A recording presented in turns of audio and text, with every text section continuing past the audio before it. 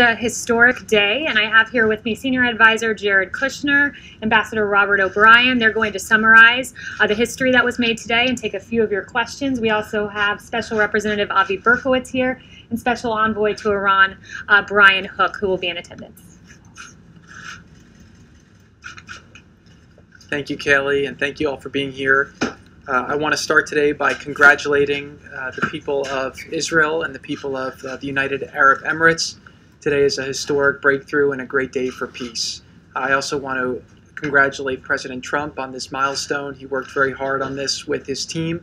We worked with Prime Minister Netanyahu and the Crown Prince Mohammed bin Zayed, who really are two visionary leaders who made a big step forward today to really change the region. The last time we had an agreement like this in the region was 1994, when Israel made an agreement with the Kingdom of Jordan, which stopped aggression and helped bring forward peace. Over the last 26 years, there's been a lot of developments in the region, some positive, but many that have set the region back, and it has led to lots of lives being lost, lots of opportunity and hope being destroyed, and a region that really has had a lot of problems. When President Trump came into office, we had a caliphate for ISIS in the Middle East, which was the size of Ohio. We had a lot of instability. Iran's aggression was being felt all throughout the region. A lot of their proxies were very well funded and causing instability in Yemen and in Syria and in other places. And now we're in a position where we've been able to work with our allies. A lot of our allies felt abandoned. President Trump's been able to rebuild those relationships. His first trip as president was to Saudi Arabia in May of 2017, where he laid out the problems that were facing the region and very clearly articulated that in order to make progress, we'd all have to work together around common goals, and we'd have to acknowledge historic differences and historic conflicts, but we can't let those conflicts hold us back. President Trump's leadership, the ability to build the relationships with the leaders in the region, people were modernizing their society and realizing that we needed a new paradigm.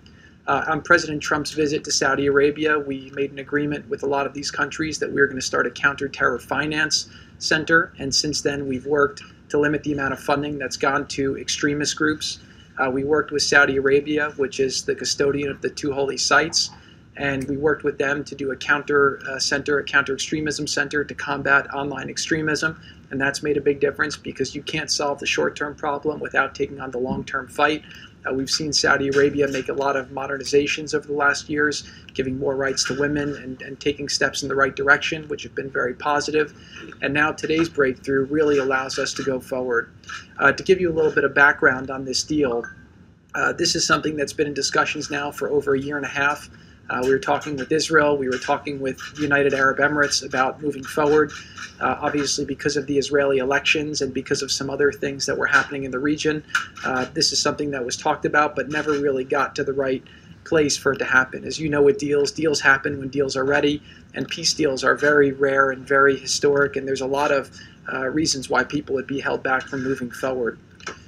What we saw was when the president rolled out his vision for peace, which we worked very hard on for a couple of years to really try to understand the issues in the region between the Israelis, the Palestinians. He put forward 180 pages of detail on how we can address the issues of the past, but also figure out how to move forward. During that acknowledgement, President Trump was able to get Israel to agree to have a two-state solution with the Palestinians, and for the first time in history to agree to a map that outlined the territory that they would be willing to work with in order to see that happen. That showed a lot of people in the region that Israel was serious about really moving forward and making peace, and also showed them that President Trump's leadership and diplomacy could make things happen that hadn't happened previously. What happened is, as Israel was discussing with us, providing, taking Israeli law and sovereignty to areas of the West Bank and applying it. We were having these discussions, and over the last 6 weeks, the discussions between UAE and Israel started accelerating around this being a potential different path. We all saw Ambassador Oteba's op-ed that came out that said that he thought applying Israeli sovereignty to these areas would be detrimental to the region. And a new course, a new option was created that was discussed that ultimately both countries thought was a much more viable option to go forward. Israel's agreed to suspend those efforts at this time. And as a result, we're going to focus on bringing these two countries together. This is really a historic breakthrough, and it shows that President Trump's leadership from the Riyadh speech till today, you see a much different Middle East than what he inherited, and hopefully there's a lot more good things to come. This is an icebreaker between these two countries. This is the first Arab country to normalize relations with Israel in a long time, 26 years since Jordan. And what we're going to hopefully see from there is more countries start to do the same.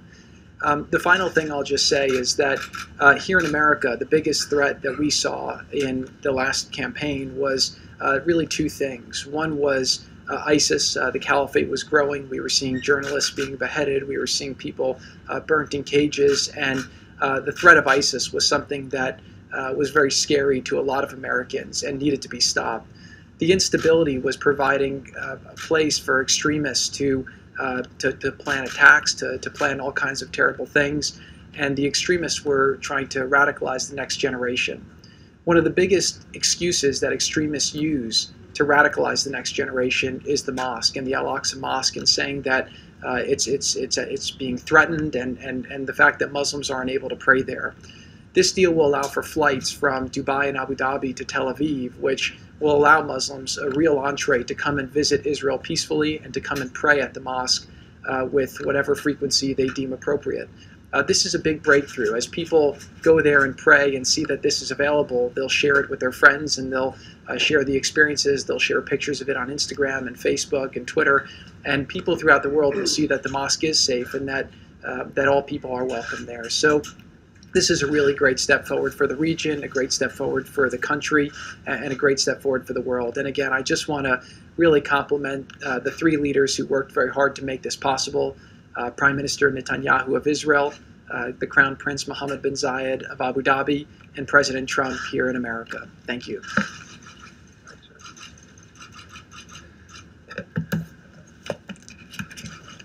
So thank you to Jared for that summary, and it's been extraordinary work by a number of fine diplomats working under President Trump's leadership to arrive at today's outcome.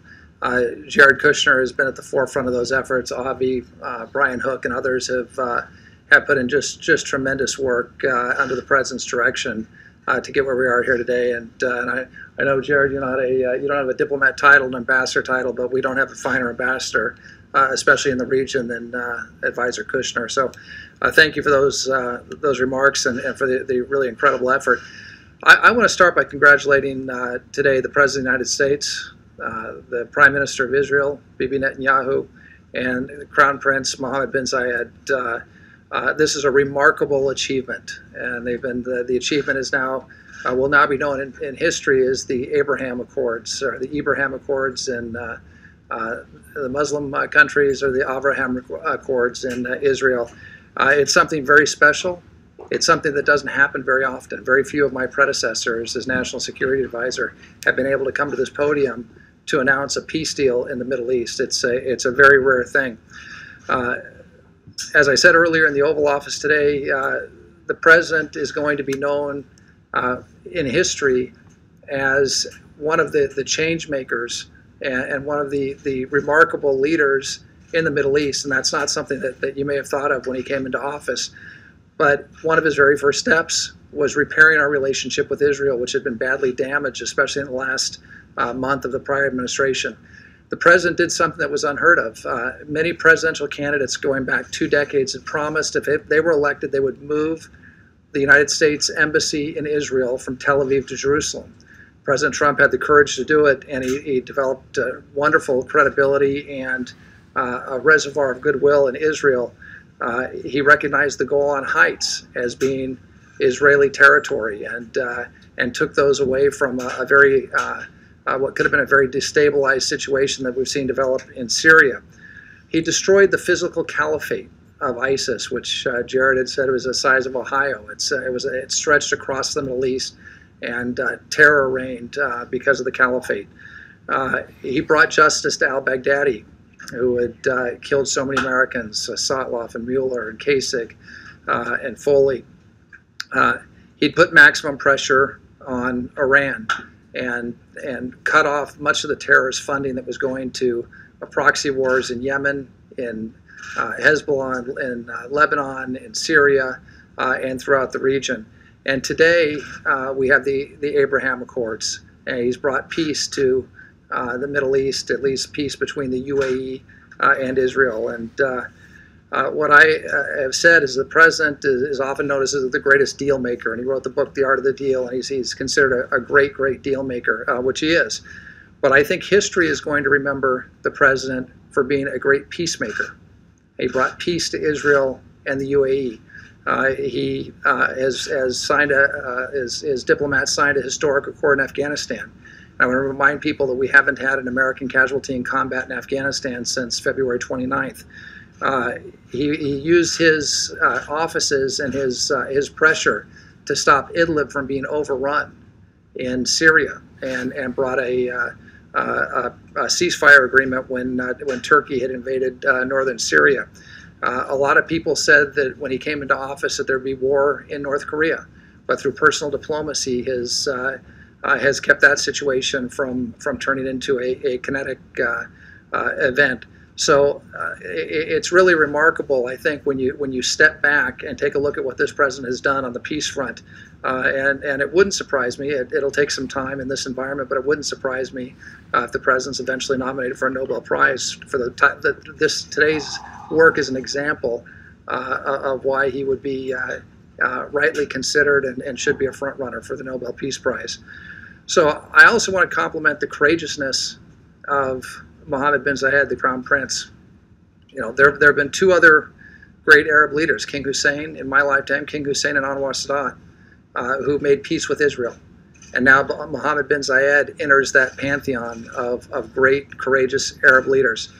And I want to compliment Prime Minister Netanyahu in Israel, who was under tremendous pressure to extend Israeli law and sovereignty to portions of the country, but has stepped up against that political pressure to make peace, something that may have been politically popular, but he put the interest of his country and his people first. And so I think we've got some very courageous leaders that worked with the president to come to today's tremendous historic accord.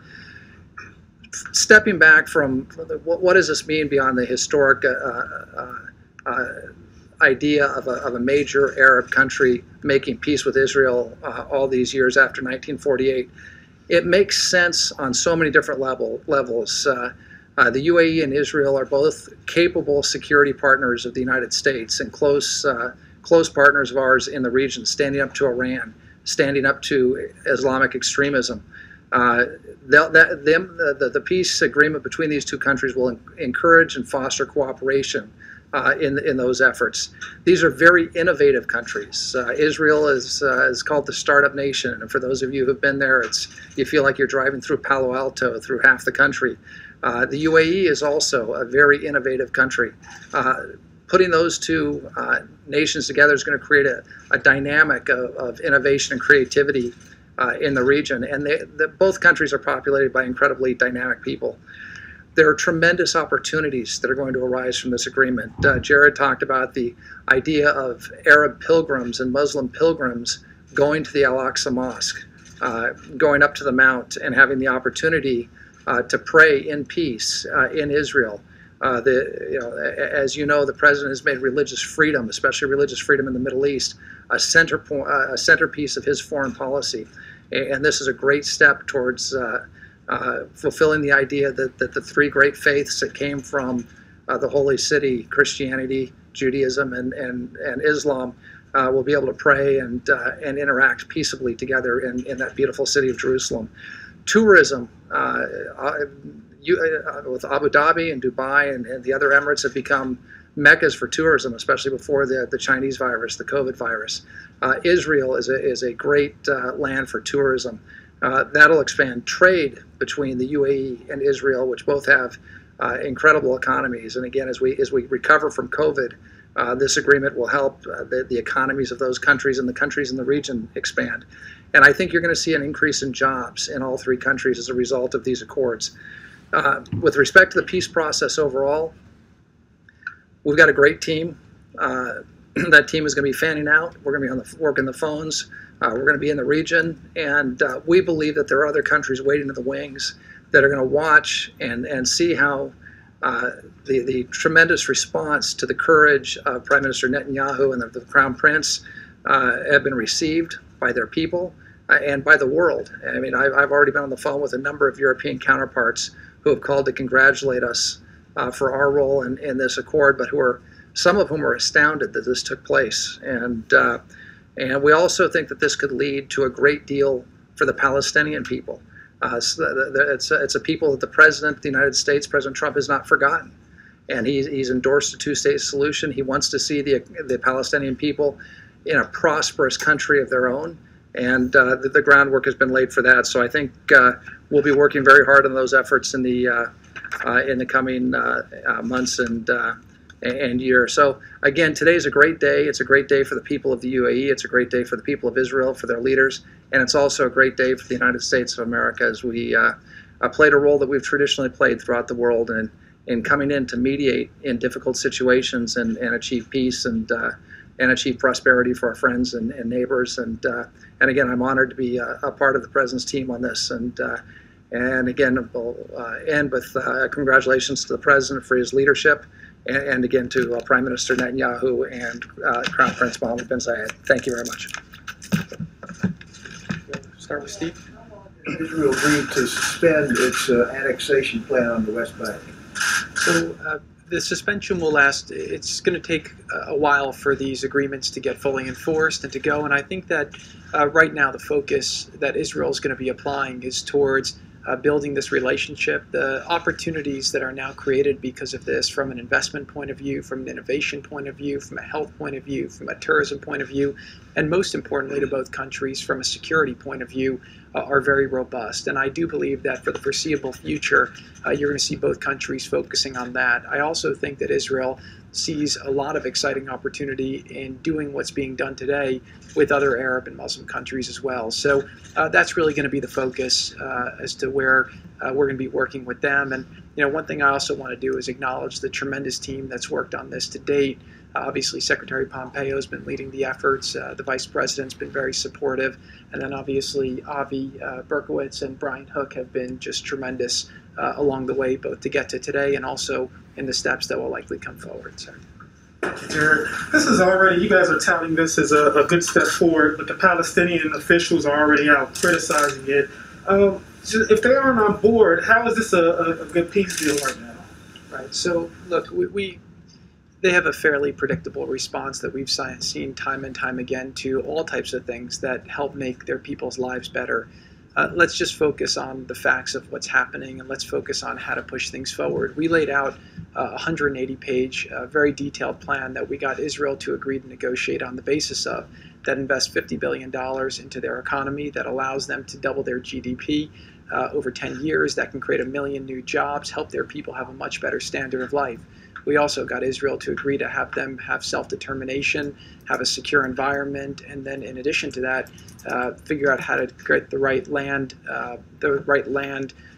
outcome where we can go forward. So, look, I think that a lot of people in the region are seeing that we can't wait for the Palestinian leadership to try and resolve this. Every country is going to do what's in their best interests, what's in the region's best interests, and we have big problems in the world, and we can't be stuck in the past. We have to be moving forward. Now, I will just say that a big part of what motivated the UAE to move forward at this time and take the risk that they're taking is the notion that they didn't want to see Israel take the provocative action of applying sovereignty to areas of the West Bank, which hopefully allows more space to the Palestinian leadership to come to the table and make a deal. So I don't know if it will happen tomorrow. I don't know if it will happen next month. I don't know if it will happen next year.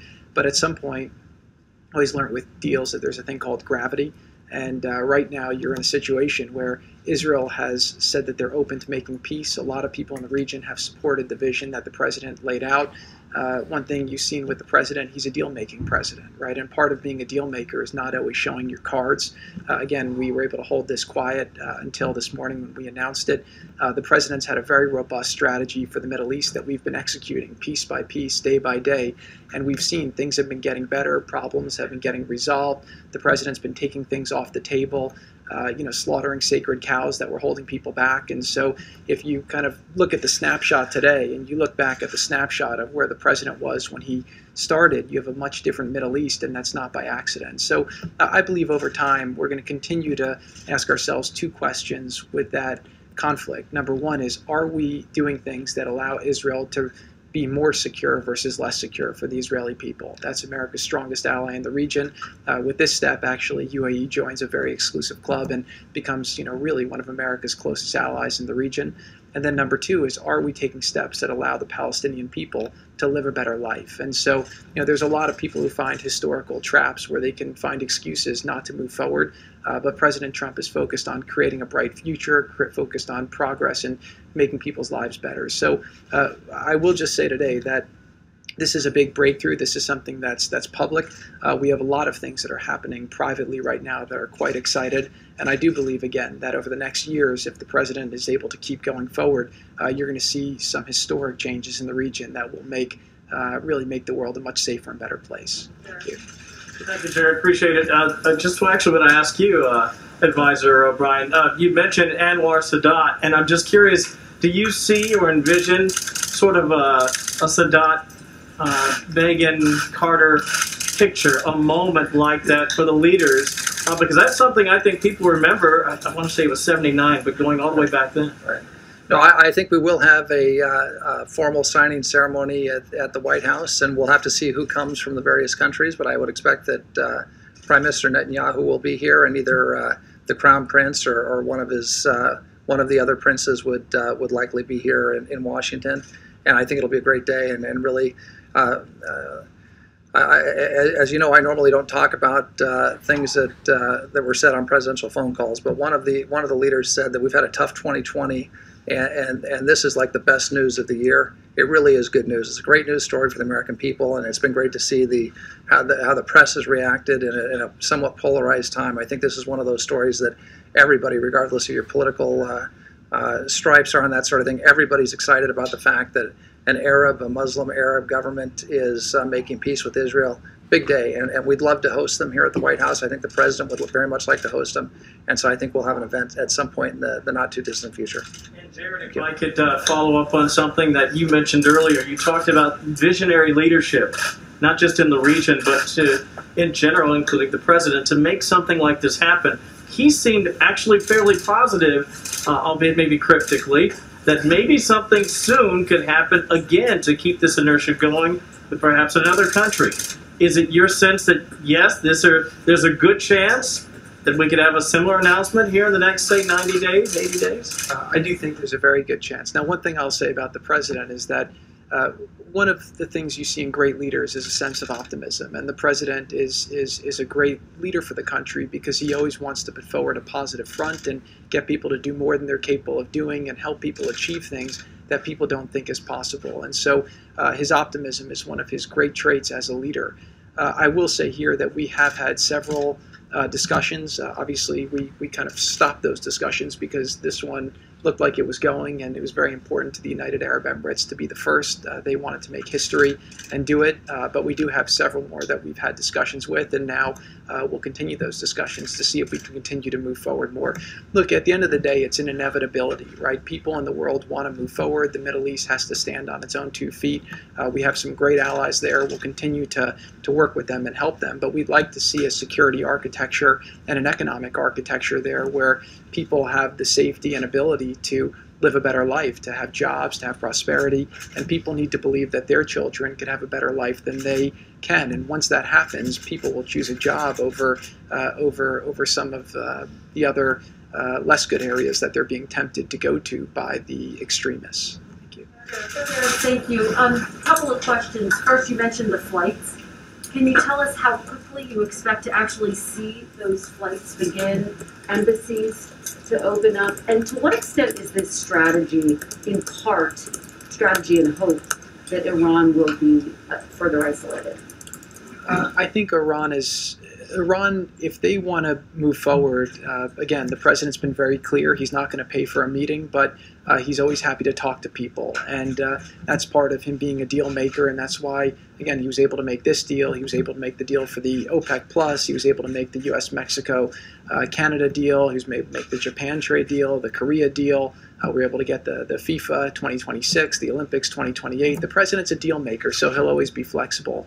I do think, though, seeing the two of the best militaries in the region come together should be something that people take note of, because it shows that, again, people are figuring out how they can optimize. And I do think that Iran has benefited from kind of dividing and conquering. Through their proxies, they've tried to create instability, and they've tried to have the Middle East divided, which is why they've always taken advantage of the Palestinian issue, and they've tried to stoke fear around that issue, and they've used it to keep people from joining together with Israel.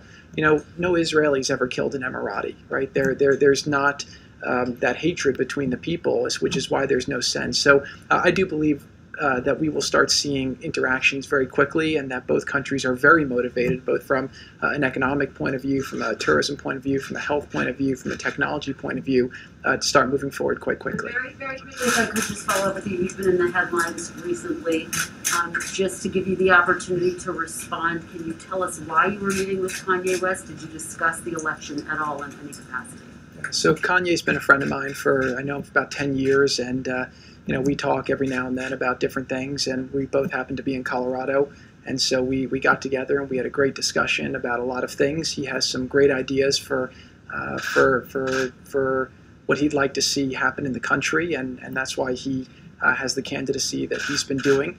But again, there's a lot of issues that the president's championed that he admires, and it was just great to have a friendly discussion. Thank you. Just to follow up on Steve's question, Netanyahu just did a live address tonight, and he said, we received a request to wait temporarily on annexation from President Trump. He said it's a temporary postponement. It is not removed from the table. I'm telling you that. So how long is temporary? Because you said it could be a long time. And did you get guarantees that they will adhere to that?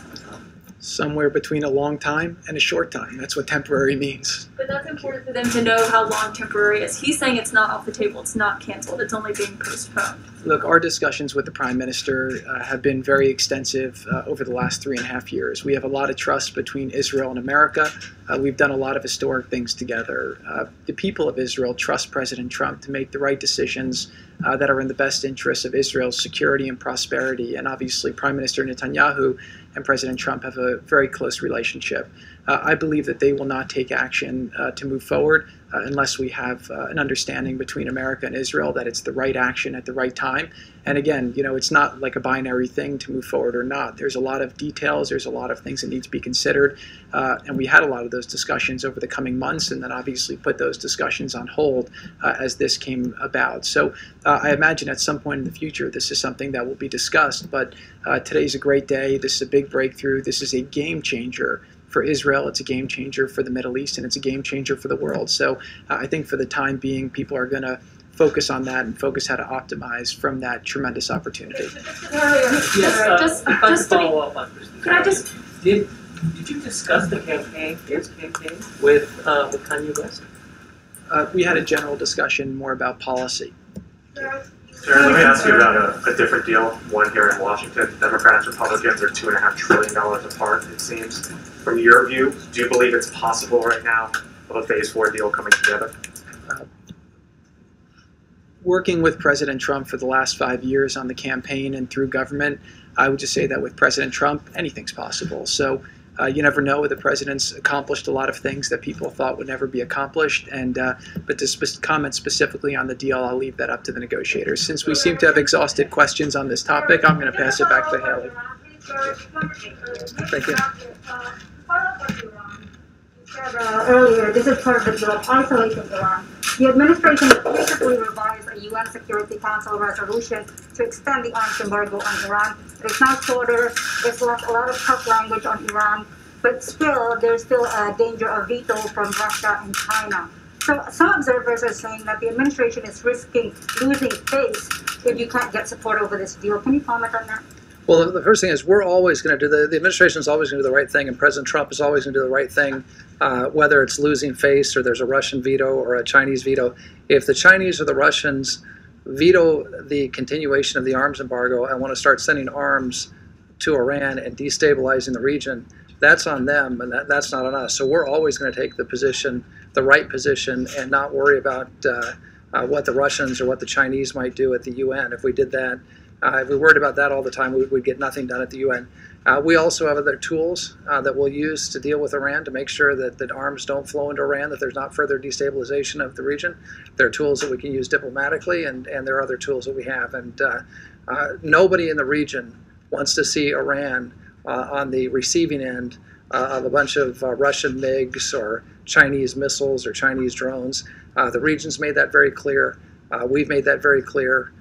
Israel's made that very clear. So I don't think that's in the interest of anyone in the world. It's not in the interest of global peace and security and prosperity. So we're going to continue to prosecute our case at the UN, and we're going to hope for the best. I hope the Russians and the Chinese do the right thing. They should do the right thing. And if they don't do the right thing, well, we've got backup steps that we'll take. Do you also put the snapback option?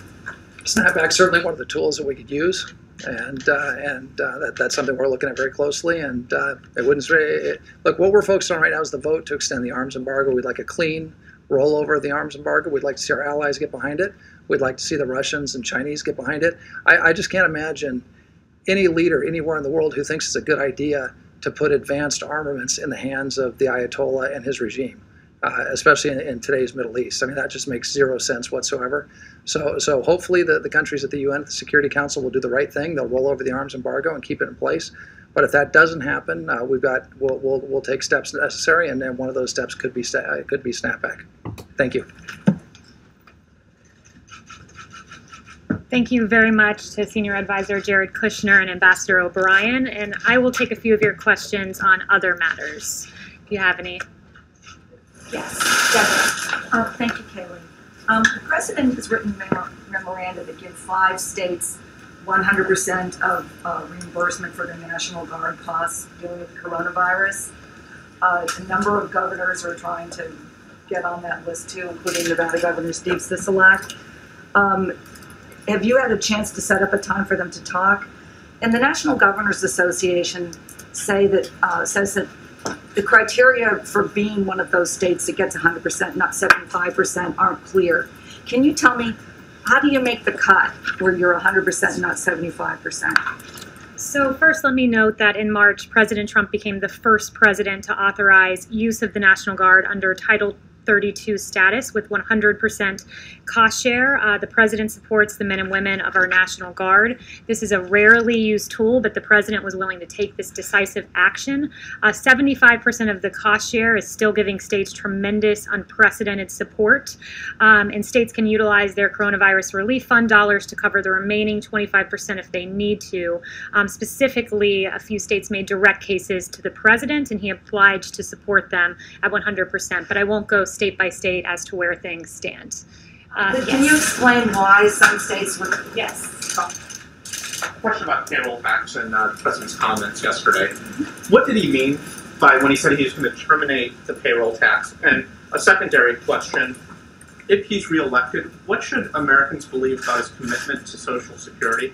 Yeah, he has unwavering commitment to Social Security, making sure that it is fully funded and that our seniors are taken care of. I've heard him express that privately and publicly a myriad of times. What he was meaning yesterday is that he wants permanent forgiveness of the deferral. He's, of course, deferred the payroll tax to the end of the year, and he wants to make that a permanent forgiveness of the deferral come next year, because it's very important for specifically low and middle income Americans, since it's a regressive tax. In the long term, though, does he think that the payroll tax should go away? The president's very clear on this matter that he wants a permanent forgiveness of the deferral. That's as far as he's gone, and he's gone even further to say he's going to make sure that Social Security is fully funded. Yes. Yeah.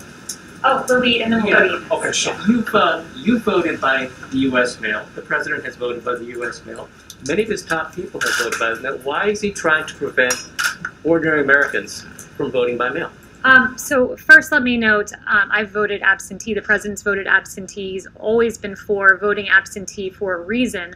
What he is not for is mass mail-in voting, or perhaps, to make it even clearer, mass mail-out voting, where everyone on the voting rolls is mailed out a ballot. Voting rolls in Los Angeles County, for example, you have 117% of the county registered to vote. How does that even make sense? It doesn't. And that would mean that in the least 17% of the ballots floating around would be subject to potential fraud. So that's what the president is standing firmly against, but he has always been for absentee for a reason. Yes. Kayleigh, we learned today that still roughly 15.5 million Americans are without a job. Nancy Pelosi spoke yesterday with the Treasury Secretary. Seemingly there was no progress on that call for the 15.5 million Americans and millions others who could absolutely care less about the politics of it all. What would you tell them is coming next, considering that it seems as if nothing is moving policy-wise going forward? Yeah, what I would say is this. Secretary Mnuchin said yesterday, I am willing to move forward with legislation that provides funds to schools, childcare, food, vaccines, hospitals, PPP for small businesses, rental assistance, broadband, airports, state and local government assistance, and liability protection for universities, schools, and businesses. He's been unmistakable, this administration has and this president has.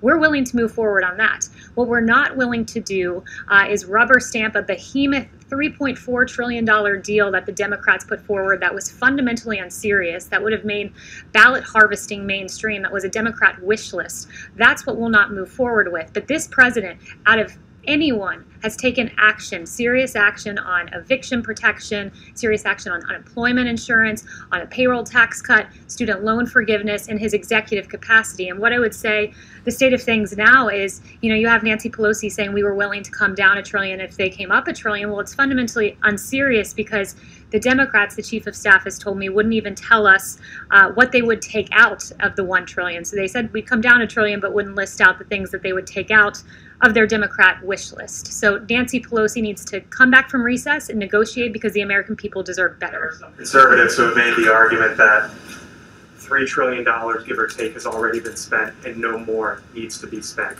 If there isn't a deal that is viable, is the White House of the position that since $3 trillion has been spent, it's okay, we don't need to spend any more? No, the president is all about what is best for America's families. He wants to see funding for our schools, direct payments to Americans. He's protected the American people in every way he can in his executive capacity. But as you noted, in terms of the fiscal cost of things and the height of this, when the economy was shut down, there was a $2 trillion deal negotiated. Next after that, when the economy was reopened, it was a $1 trillion deal. So for the Democrats to say we want more than what we even negotiated and passed during an economic shutdown, and to say we need $3.4 trillion, it's really an unserious proposal. Kevin. Thank you, Kayleigh. Your reaction to unemployment claims dipping below 1 million, 1.7 million new jobs as well, and blue state governors are politicizing school closures, says the president. What did he mean by that?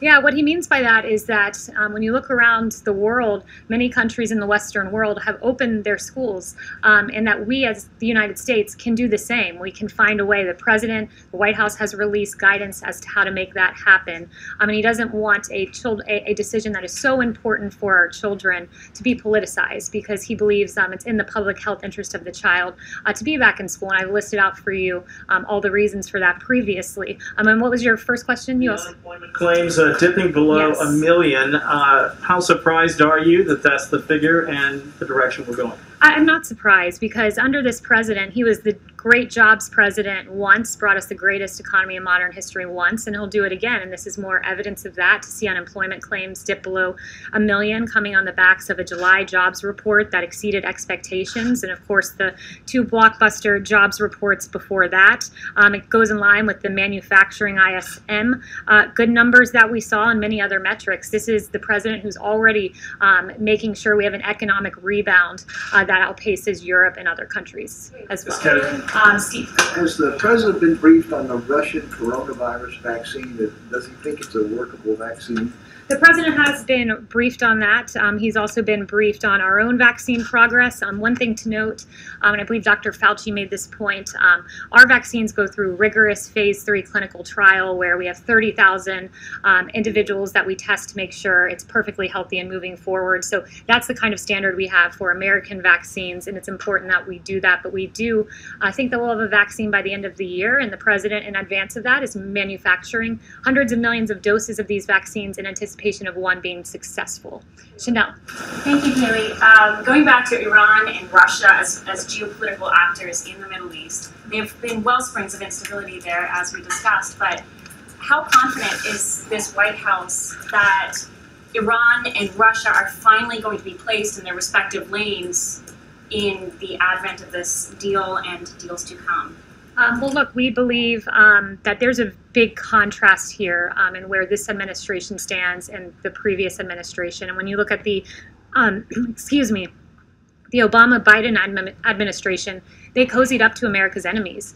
The Iran deal was egregious. We know that there were cash payouts to Iran. And what this president has done is diametrically opposite, working with our allies, working with Israel, negotiating a historic peace agreement like hasn't been seen in a quarter of a century. So when you work with our allies, when you engage in diplomacy, when you have a great deal maker as president, you get deals like what we saw today, and it's stark contrast to what we saw from the previous administration.